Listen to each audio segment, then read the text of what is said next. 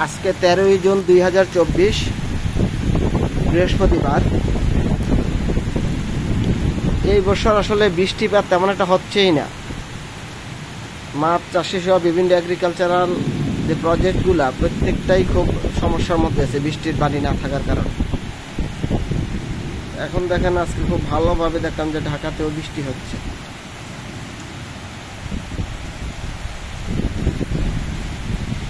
দেখেন চমৎকার ভাবে কিন্তু বৃষ্টি ইয়ে হচ্ছে, প্রচুর বৃষ্টি, মুসুলধারে বৃষ্টি প্রায় ঘন্টা খানেক যাবৎ হচ্ছে এই বৃষ্টি।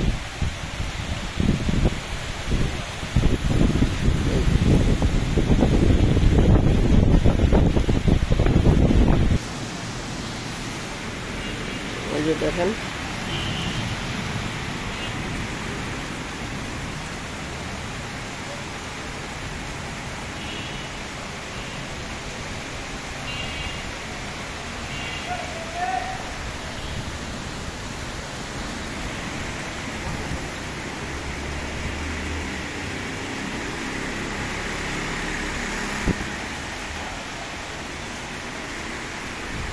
আসলে আমরা যত টেকনোলজি আবিষ্কার করি না কেন, প্রকৃতির যে অবদান, যেটা আল্লাহ প্রদত্ত বৃষ্টি, এটার কোনো বিকল্প নাই। এই বৃষ্টি কম হওয়ার কারণে এবার অন্তত পক্ষে মাছ চাষের সিজন 1.5 মাস পিছিয়ে গেছে। অন্য বছর দেখা যায় কি এপ্রিল মাস থেকে মোটামুটি বৃষ্টি শুরু হয়ে যায়, টুকটাক বৃষ্টি হয়, মে মাসে ফুলদমে বৃষ্টি হয়, আর জুন মাসে তো হয়। আর এই বছর দেখা যাচ্ছে এপ্রিলে কোনো বৃষ্টিরই দেখা নাই, কাল বৈশাখী টৈশাখী এগুলোরও কোনো দেখা নাই। তারপর ধরেন আপনার আছে তারপরে গেল মে মাস, সেই মে মাসেও তেমন কোনো বৃষ্টি নেই। টুকটাক একটু ওই যে নিম্নচাপের কারণে বৃষ্টি হয়েছিল, কিন্তু ওই একদিনের বৃষ্টি, এরপরে আর বৃষ্টি নেই। এইভাবে যদি মোটামুটি কিছুদিন বৃষ্টি হয়, তাইলে ধরেন আমাদের মাছ চাষের সিজনটাও শুরু করা যায়, মাছ চাষটাও আগায় নেওয়া যায়। তো চাষিরাও আসলে, চাষি ভাইরাও খুব সমস্যার মধ্যে আছেন, বুঝতে পারতেছি।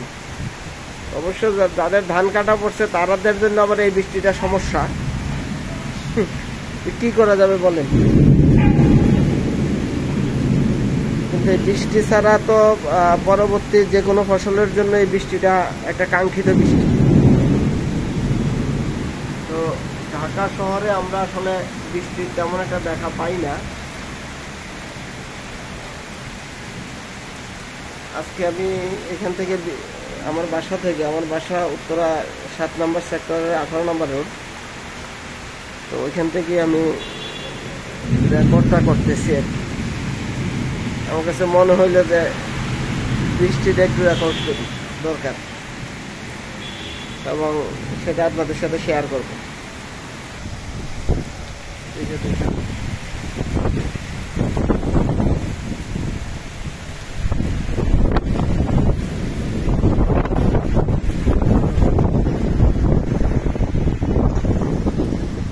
ভালোই বৃষ্টি।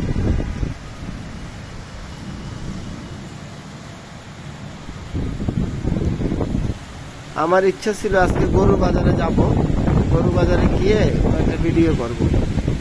তারপর ছাগলের বাজারের যে ঢাকা শহরে যে গরু কেনাকাটা হয়, কিভাবে হয়, এগুলোর দরদাম কিভাবে হচ্ছে। কিন্তু এই বৃষ্টির জন্য তো আর বাইরে হওয়ার সাহস পাবো না। তারপর ওই বৃষ্টিটা দরকার, কারণ আমাদের মাছ চাষিরা খুব সমস্যার মধ্যে আছে এই বৃষ্টির কারণে। আর বৃষ্টি না হওয়ার কারণে বিশেষ করে মার্চ এপ্রিল এই 2 মাসে হ্যাচারিগুলা প্রচণ্ডভাবে মার খাইছে, কারণ তখন যত রেণু দেওয়া হয়েছে গরমের কারণে রেণু কেটে গেছে, রেণু টিকে নাই।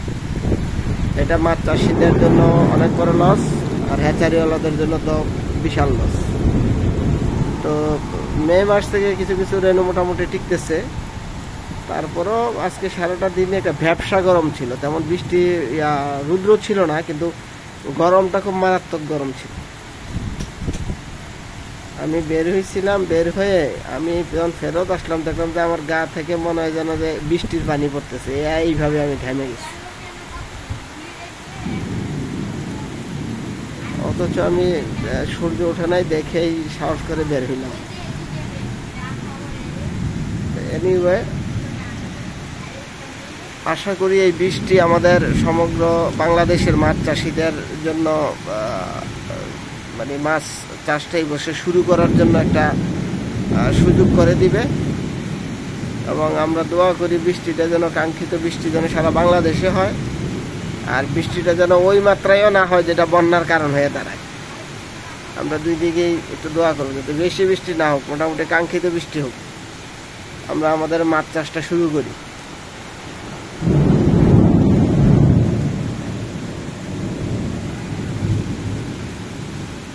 তো সবশেষে চ্যানেল এগ্রো বাংলার পক্ষ থেকে সারা বাংলাদেশের মাছ চাষি, পোলট্রি, ডেইরি এবং সাধারণ এগ্রিকালচার যে ফার্মার আছেন সবার প্রতি আমাদের অনেক অনেক শুভেচ্ছা এবং শুভকামনা রইল।